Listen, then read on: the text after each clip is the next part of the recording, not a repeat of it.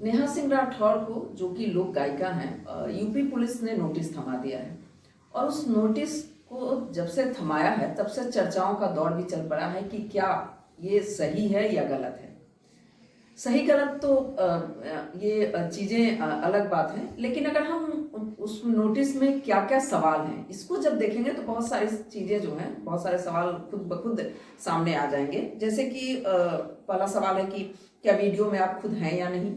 दूसरा सवाल है, जिन इंटरनेट मीडिया प्लेटफॉर्म पे ये गाने पोस्ट किए गए हैं, क्या नेहा सिंह राठौर खुद चलाती हैं या कोई और चलाता है।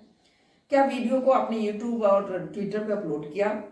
पुलिस ने पूछा है कि जो गाने उन्होंने गाए हैं उन्होंने खुद लिखे हैं या किसी ने दिए हैं।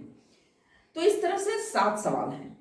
मैंने 4 सवाल अभी बताए। 7 सवालों को अगर हम ध्यान से पढ़ें तो इसमें कहीं ना कहीं ये दिखाई पड़ रहा है कि ये सवाल इसलिए पूछे गए हैं कि क्या नेहा सिंह राठौर विपक्षियों की तरफ से तो वो नहीं गा रही हैं, क्या विपक्ष का एजेंडा तो नहीं है नेहा सिंह राठौर। तो इस तरह से अगर हम देखें तो क्योंकि योगी सरकार पुलिस सरकार की होती है और योगी सरकार जो है वो कहीं बीजेपी की सरकार है, और ये सरकार का भी एजेंडा हो सकता है कि क्या विपक्ष नेहा सिंह राठौर के माध्यम से हावी तो नहीं हो रहा है। तो यूपी पुलिस ने नोटिस थमाया है इसके पीछे, क्योंकि इस सवाल को खुद इस बार का अगर हम बजट सत्र जो चल रहा है उत्तर प्रदेश के विधानसभा में नेता विपक्ष अखिलेश यादव ने खुद से नेहा सिंह राठौर के मामले को उठाया, तो ये सवाल जरूर बन रहा है। और यूपी पुलिस वही यूपी पुलिस है, क्योंकि जो इस सरकार के आने के बाद ही तिवारी हत्याकांड लखनऊ का हम लोग देख लें, वहाँ हाथरस की घटना को देखें, कई ऐसी घटनाएं हुई जिसको लेकर के काफी कुछ हुआ। और कानपुर देहात की जो ये घटना हुई, दीक्षित परिवार को जो उनकी बेटी और माँ बेटी के जलने के बाद जो चीज प्रकरण सामने आया, उसको लेकर के जब गाना बनाया तो उस पर नोटिस थमा दिया गया। इसके पीछे एक और हम यहाँ पे बात बताना चाहेंगे कि इसके थोड़े ही दिन पहले रामचरितमानस वाला मुद्दा चल रहा था। उस पर स्वामी प्रसाद मौर्य सपा सरकार का बयान अक्सर आ रहा था। तो एक तरह से देखिए तो ब्राह्मण वर्सेस पिछड़ा भी चल रहा था, और उसी समय ये घटना हो जा रही है जहां एक ब्राह्मण परिवार की बेटी और महिला जल कर मर जा रही है।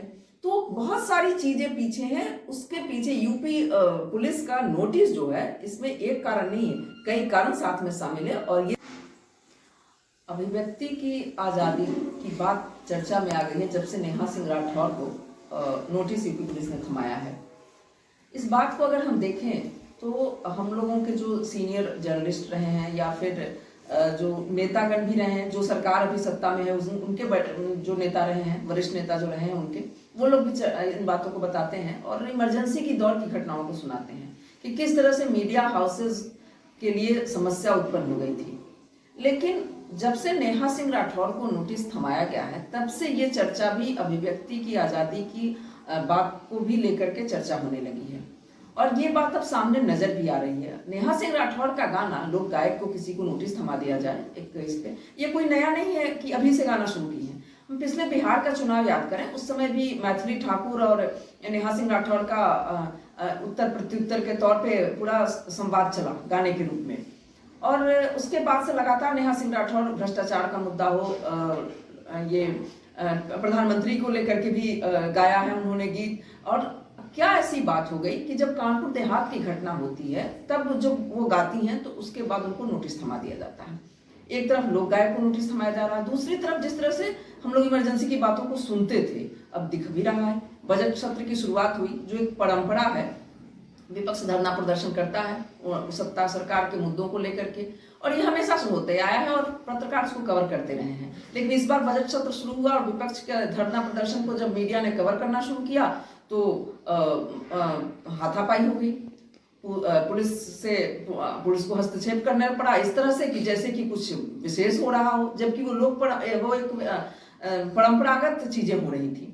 तो इस तरह की चीजें, इस बात को इंडियन एक्सप्रेस के फोटोग्राफर ने कहा कि उनको एक घूसा भी मारा गया, और उन्होंने कहा भी कि आप गलत कर रहे हो। वो खुद बता रहे थे कि 95 से हम कवर कर रहे हैं इस धरना प्रदर्शन जैसी चीजों को, और अभी तक ऐसी घटना नहीं हुई थी, लेकिन इस बार हुई।